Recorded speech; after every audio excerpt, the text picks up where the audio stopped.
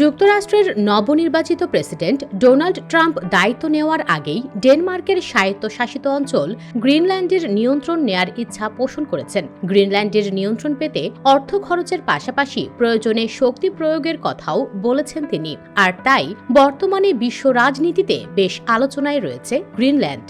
যুক্তরাষ্ট্র ও ইউরোপের মাঝখানে থাকা গ্রিনল্যান্ড বিশ্বের সবচেয়ে বড় দ্বীপ হিসেবে পরিচিত।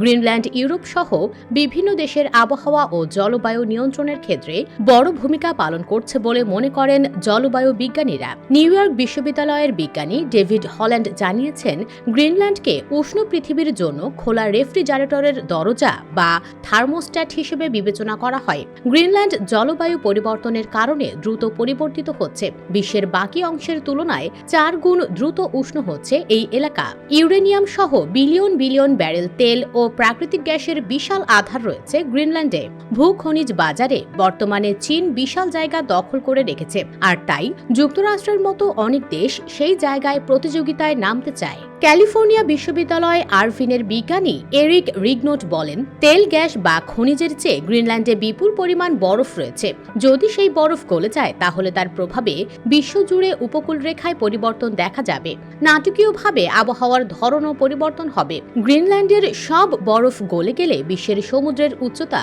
7.4 মিটার বৃদ্ধি পাবে। যুক্তরাষ্ট্রের কলোরাডোর বোল্ডারে National Snow and Ice Data সেন্টারের পরিচালক মার্ক সেরেজে জানিয়েছেন, আগামী 21 শতাব্দীতে গ্রিনল্যান্ড হবে একটি গুরুত্বপূর্ণ কেন্দ্র। গ্রিনল্যান্ডের বরফ গলে যাওয়ার প্রভাব সমুদ্রের উচ্চতা বাড়ার ক্ষেত্রে প্রভাব ফেলবে। গ্রিনল্যান্ড সমুদ্র স্রোতের গতি বাড়াতে ইঞ্জিনের মতো কাজ করে। সমুদ্রের এই স্রোত গ্রিনল্যান্ড আটলান্টিক মেরিডিওনাল ওভারটার্নিং সার্কুলেশন বা AMOC নামে পরিচিত।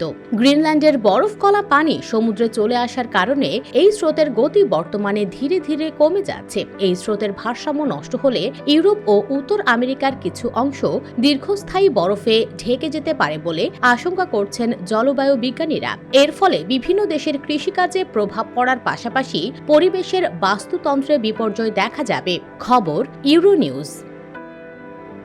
US Bengal report.